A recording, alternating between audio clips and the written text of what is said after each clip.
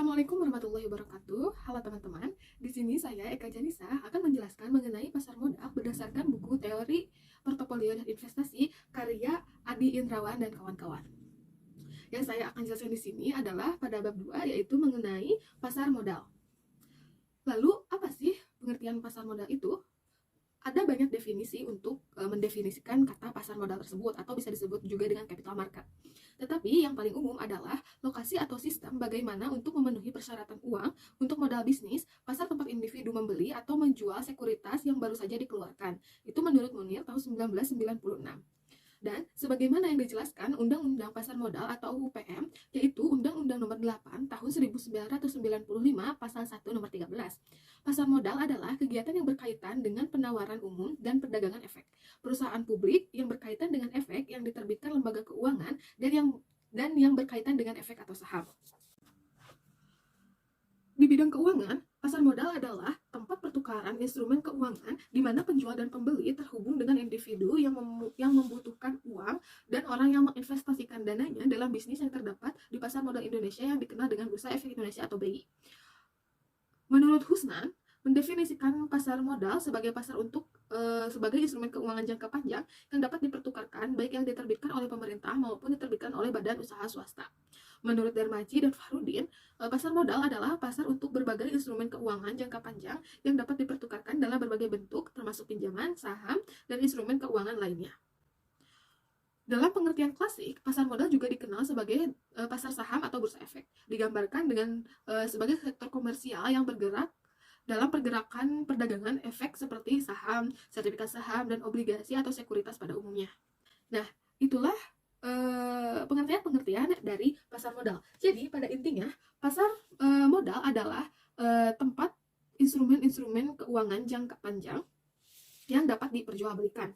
Nah, di sini terdapat dua tipe investor dalam mencerna suatu informasi di pasar modal. Yang pertama adalah informed investor dan uninformed investor.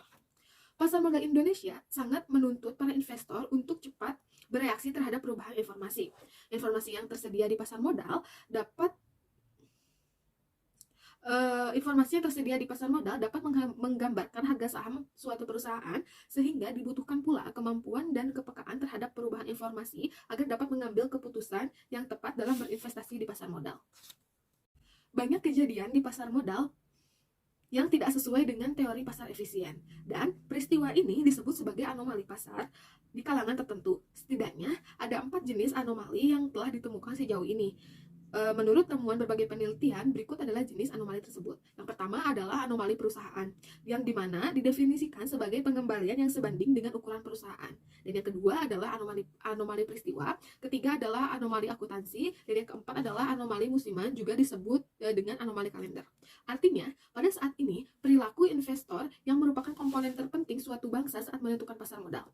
Selanjutnya, pasar modal Indonesia kini telah memiliki kematangan menjadi sumber pembiayaan jangka panjang yang dapat diandalkan baik bagi komunitas korporasi maupun pemerintah federal. Selanjutnya, fungsi utama dari pasar modal adalah untuk memungkinkan pertukaran klaim terhadap operasi perusahaan agar barang modal memiliki pengaruh besar terhadap keputusan investasi. Topik selanjutnya adalah sejarah pasar modal. Dalam buku Efek Dengits yang dikeluarkan Fenery Ford dan efek tender handle pada tahun 1939, transaksi efek telah berlangsung sejak tahun 1880.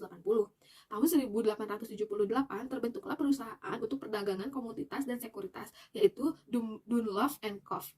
Cikal bakal PT Perdanas. Sekitar awal abad ke-19, pemerintah kolonial Belanda mulai membangun perkebunan secara besar-besaran di Indonesia. Amsterdam's Efek ten Beurs mendirikan cabang yang terletak di Batavia atau yang sekarang ini disebut dengan Jakarta pada tanggal 14 Desember tahun 1912 menjadi penyelenggara Vereniging for the Efek ten Handel dan langsung memulai perdagangan. Perkembangan pasar modal selama tahun 1977 sampai dengan 1987 mengalami meskipun pemerintah telah memberikan fasilitas kepada perusahaan-perusahaan yang memanfaatkan dana dari bursa efek. Kemudian, paket kebijaksanaan Oktober 1988 atau disingkat Fakta 88 ditunjukkan pada sektor perbankan, namun mempunyai dampak terhadap perkembangan pasar modal. Fakta 88 ketentuan berisikan tentang ketentuan 3L, yaitu legal, lending, dan limit. Dan pengenaan pajak atas bunga deposito. Pengenaan pajak ini berdampak positif terhadap perkembangan pasar modal. Tahun 1995 mulai diberlakukan sistem JATS atau Jakarta Automatic Trading System. Suatu sistem perdagangan di lantai bursa yang secara otomatis mematchkan atau mencocokkan antara harga jual dan harga beli saham.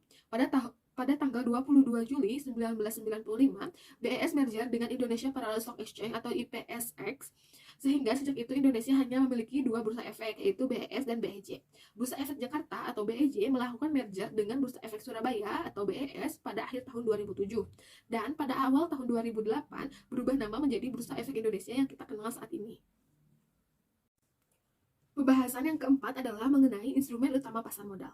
Surat-surat berharga termasuk surat pengakuan utang, surat berharga komersial, saham, obligasi, bukti utang, unit penyertaan kontrak kolektif, kontrak perpanjangan surat berharga, dan segala turunannya dari surat berharga merupakan barang yang diperjualbelikan di pasar modal. Ini merupakan pasal 1, angka 5 Undang-Undang tahun 1995, saham dan obligasi merupakan dua instrumen terpenting di pasar modal, meskipun sekuritas mencakup berbagai jenis sekuritas yang berbeda. Meskipun efek terdiri atas berbagai macam surat berharga, tetapi ada dua jenis instrumen utama di pasar modal, yaitu saham dan obligasi. Instrumen utama pasar modal antara lain saham atau stocks, obligasi atau bonds, derivatif atau option and right, keempat warrant atau waran, dan yang kelima adalah reksadana. Oke, kita bahas yang pertama, yaitu ada saham. Saham adalah salah satu jenis investasi surat berharga. Ini merupakan jenis kepemilikan yang diwakili melalui sekuritas. Dari sini dapat dikatakan bahwa pemegang saham adalah pemilik sebenarnya dari korporasi. Semakin tinggi jumlah saham yang dimiliki seseorang, maka semakin besar pengaruhnya di dalam bisnis tersebut. Nah, dalam saham ini ada istilah dividen. Dividen merupakan keuntungan yang diterima dari penjualan saham. Rapat Umum Pemegang Saham atau RUPS menentukan banyak dividen yang akan dibagikan. Ada banyak perspektif yang mengkaji berbagai macam saham, antara lain sebagai berikut. Yang pertama, dari segi cara peralihan disebutkan dalam Human Fala volume 2 nomor 1 Januari sampai Juni 2020 15 sampai 104. Yang pertama, saham pembawah atau bearer stocks adalah saham-saham yang tidak memiliki nama di atasnya atau tidak tertulis nama pemiliknya. Sangat mudah untuk mentransfer atau menjual saham semacam ini kepada pihak lain karena tidak ada nama pemiliknya. Dan yang kedua adalah mengambil bagian dalam nama atau register stok, di mana nama pemilik saham tercetak pada saham tersebut dan kondisi serta proses tertentu harus diikuti agar saham tersebut dapat dialihkan ke pihak lain. Yang B, dari segi hak untuk menuntut atau hak tagih. Saham biasa atau common stock adalah jenis saham yang diperdagangkan secara umum. Hak untuk menerima dividen serta hak atas aset jika bisnis dibubarkan akan diprioritaskan di atas saham preferred bagi pemilik saham tersebut. Dan yang kedua adalah saham preferred atau preferred stock adalah jenis saham yang mendapatkan hak utama atas dividen dan aset jika pada saat likuidasi bisnis. Ada dua sumber pendapatan saham, yaitu capital gain dan dividen. Dianggap sebagai saham preferred. Keuntungan yang diperoleh pemegang saham ketika harga jual saham melebihi harga beli disebut dengan capital gain. Jenis kerugian kedua adalah kerugian modal yang terjadi ketika harga perolehan suatu saham lebih besar dari harga saham pada saat saham tersebut dijual. Dividen merupakan bagian dari pendapatan perusahaan yang dibagikan kepada pemegang saham sebagai hak. Dividen adalah jumlah laba bersih usaha setelah pajak atau net income after tax atau NIAT, atau laba ditahan atau retaining earning yang digunakan untuk membiayai berbagai operasi perusahaan seperti pertumbuhan, penelitian, dan pengembangan produk. Sekarang kita akan membahas saham dalam Islam. Saham dalam Islam pada hakikatnya merupakan modifikasi dari sistem kemitraan modal dan kekayaan yang disebut sebagai syirkah dalam istilah fiqh. Saham sebagai bukti kepemilikan suatu perusahaan dapat dibedakan menurut sifat operasi komersial perusahaan dan alasan pembelian kembali saham. Tetapi tidak ada perbedaan mendasar antara saham syariah atau saham non-syariah dalam hal nilainya. Jika saham dikeluarkan oleh perusahaan yang operasi komersialnya di bidang halal, saham tersebut dianggap halal menurut hukum Islam. Yang kedua ada obligasi. Apa sih obligasi itu? Obligasi merupakan sejenis instrumen keuangan sebagai produk keuangan yang digunakan oleh bisnis yang ingin mengumpulkan uang untuk membiayai operasi mereka. Obligasi adalah instrumen utang yang membentuk sekuritas. Penerbitan obligasi adalah peminjam atau debitur, sedangkan pemegang obligasi adalah pemberi pinjaman atau kreditur. Kupon atau tingkat bunga obligasi mengacu pada jumlah bunga yang harus dibayar kembali kepada setiap kreditor oleh debitur. Penerbit obligasi dapat menerima pembiayaan investasi jangka panjang dari sumber utang yang terpisah dari bisnis melalui penerbitan obligasi tersebut. Obligasi merupakan surat berharga karena didukung oleh pemerintah. Ada dua jenis obligasi, pasar primer dan pasar sekunder. Yang pertama adalah pasar primer. Ketika obligasi pertama kali diterbitkan, maka diperuntukkan di pasar ini. Salah satu kriteria pasar modal adalah peraturan pasar modal adalah obligasi harus didaftarkan di pasar modal sebelum dapat dijual ke publik. Dalam hal ini, Bursa Efek Surabaya dan Bursa Efek Jakarta kemudian merger yang sekarang dikenal sebagai Bursa Efek Indonesia. Dan yang kedua adalah pasar sekunder, yang dimana perdagangan obligasi akan dilakukan di pasar sekunder setelah obligasi diterbitkan dan dicantumkan di Bursa Efek Indonesia tersebut. Perdagangan obligasi akan dilakukan setelah obligasi diterbitkan dan ditempatkan di BES. Pada titik ini, semua perdagangan akan dilakukan di atas meja atau over the counter atau OTC. Dengan kata lain, tidak ada perdagangan secara fisik karena perdagangan dilakukan dengan sistem. Pemegang obligasi dan mereka yang tertarik untuk membeli obligasi akan berkomunikasi satu sama lain melalui sarana elektronik seperti email, perdagangan internet, dan telepon. Yang ketiga ada derivatif. Dalam istilah keuangan, derivatif adalah surat berharga yang merupakan turunan dari saham dan obligasi. Ada banyak jenis instrumen keuangan ini, namun yang paling umum adalah opsi dan right.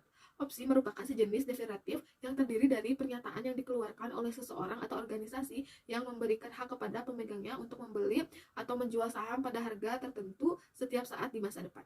Yang kedua adalah right. Hak untuk memiliki saham baru yang akan dikeluarkan oleh emiten didefinisikan sebagai hak untuk memiliki saham baru setelah emiten pertama kali menawarkan hak tersebut kepada pemilik saham yang ada. Saham yang diperoleh melalui penggunaan hak lebih murah daripada saham yang diperoleh melalui cara lain. Setelah 1 tahun tidak menggunakan hak, orang atau organisasi yang memilikinya dapat menjual kepemilikan itu kepada orang lain. Instrumen yang keempat adalah waran. Waran merupakan dokumen hukum yang memberi wewenang kepada seseorang untuk melakukan sesuatu. Waran adalah surat berharga yang diterbitkan oleh perusahaan yang memberikan hak kepada pemegangnya untuk membeli saham perusahaan dengan batas waktu tertentu, seperti harga, jumlah, dan durasi waran. Waran ditawarkan bersama dengan instrumen keuangan lainnya seperti obligasi dan saham. Tujuan penerbitan waran adalah untuk menarik minat investor agar membeli saham atau obligasi yang telah diterbitkan oleh perusahaan penerbit. Dengan menerbitkan waran misalnya, penerbit kemudian harus menyerahkan saham atau obligasi dalam jumlah yang sama dengan atau lebih dari jumlah yang diminta. Jadi, pemegang waran tidak bermaksud untuk menggunakan waran, ia memiliki opsi untuk menjualnya di pasar terbuka kepada pihak ketiga. Pihak ketiga atau investor mendapatkan keuntungan dari fakta bahwa mereka dapat membeli saham dengan harga diskon dari harga pasar.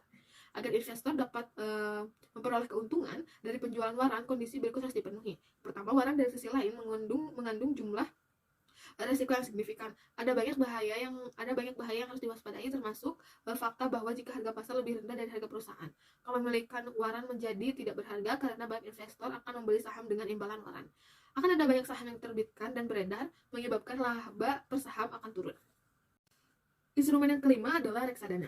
Reksadana merupakan investasi yang paling tepat bagi investor pemula di pasar modal karena memiliki risiko yang rendah, tidak memerlukan keahlian tingkat tinggi, dan dapat dilakukan dengan dana yang tidak terlalu besar. Reksadana adalah kendaraan untuk mengumpulkan uang publik dari kumpulan investor. Uang tersebut ditempatkan dalam portofolio efek manajer investasi yang telah diberi kekuasaan atau kuasa oleh Bapepam untuk menangani dana yang bersangkutan atau badan pengawas pasar modal. Beberapa instrumen sekuritas yang berbeda, seperti saham atau obligasi dan instrumen pasar, termasuk dalam portofolio investasi, atau campuran dari instrumen-instrumen tersebut termasuk dalam portofolio investasi. Membeli reksadana hampir identik dengan menabung, kecuali reksadana dapat dipertukarkan sedangkan menabung tidak. Reksadana merupakan pilihan yang baik bagi individu yang memiliki sumber daya keuangan terbatas dan tidak memiliki banyak pengetahuan tentang pasar saham atau strategi investasi. Uang yang diinvestasikan dalam reksadana akan digunakan untuk membeli barang-barang bursa seperti saham, obligasi, dan instrumen keuangan lainnya oleh manajer investasi. Membuat reksadana dalam investasi yang lebih menguntungkan daripada berinvestasi sendiri.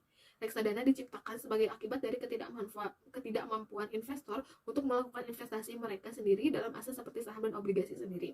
Masalahnya muncul dalam kenyataan bahwa studi konstan dan pemantauan keadaan pasar membutuhkan banyak waktu. Tantangan lain adalah jumlah uang yang relatif tinggi yang dibutuhkan untuk membuat investasi yang sukses di saham dan obligasi. Pembahasan yang terakhir adalah mengenai fungsi dari pasar modal itu sendiri. Nah, menurut Permata dan Goni tahun 2019, berikut adalah peran pasar modal.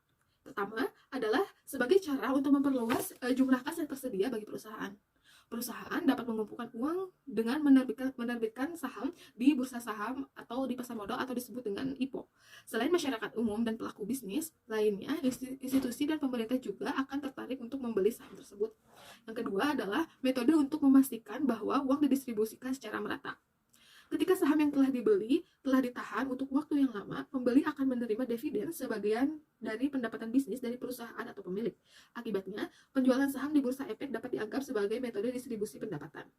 Yang ketiga, sebagai metode untuk memperluas jumlah output yang tersedia. Produktivitas perusahaan akan meningkat karena adanya tambahan kas yang diperoleh melalui pasar modal. Keempat, sebagai cara untuk menciptakan lapangan kerja baru. Selain mendorong pembentukan pertumbuhan sektor lain, kehadiran pasar modal dapat berdampak positif terhadap penciptaan lapangan kerja baru. Yang kelima, pendapatan negara dapat ditingkatkan dengan cara ini, di mana setiap dividen yang dibayarkan kepada pemegang saham akan dikenakan pajak oleh pemerintah federal. Penerimaan negara akan meningkat sebagai akibat dari uang tambahan yang dihasilkan oleh pajak ini. Dan yang terakhir, yang keenam adalah sebagai barometer kesehatan ekonomi negara. Jika melihat perekonomian secara keseluruhan, tidak diragukan lagi dipengaruhi oleh lingkungan, baik secara ekonomi maupun non-ekonomi. Baik skala makro maupun skala mikro, ketika datang ke lingkungan ekonomi mikro, kondisi seperti kinerja perusahaan, strategi perusahaan, pengumuman laporan keuangan atau dividen perusahaan dipertimbangkan. Sedangkan lingkungan ekonomi makro mencakup kebijakan ekonomi makro seperti kebijakan moneter, kebijakan fiskal, dan peraturan pemerintah dalam sektor real dan keuangan, yang kesemuanya akan berdampak pada volatilitas ekonomi global. Nah, sekarang kita berada di sesi terakhir, yaitu sesi rangkuman. Jadi, apa sih pasar modal itu? Pasar modal merupakan tempat tersedianya instrumen keuangan yang dapat diperjualbelikan, di mana interaksi penjual dan pembeli dengan orang yang membutuhkan dana dan orang yang menginvestasikan dananya pada perusahaan yang terdaftar pada pasar modal Indonesia yang disebut dengan Bursa Efek Indonesia atau disingkat dengan BEI. Untuk mengenal lebih dari pasar modal itu, maka didefinisikan pasar modal adalah sebagai pasar untuk berbagai instrumen keuangan jangka panjang yang dapat diperjualbelikan, baik yang diterbitkan oleh pemerintah maupun swasta. Demikian pula, pasar modal merupakan pasar yang berisikan sejumlah instrumen keuangan jangka panjang yang diperjualbelikan dalam bentuk hutang maupun modal. Perusahaan yang terdaftar di pasar modal Indonesia atau disebut juga dengan BEI wajib menyajikan informasi perusahaan secara terbuka kepada masyarakat luas. Terima kasih. Sekian video yang dapat saya sampaikan mengenai pasar modal yang bersumber dari buku teori portofolio dan investasi. Sampai bertemu di sesi selanjutnya. Assalamualaikum.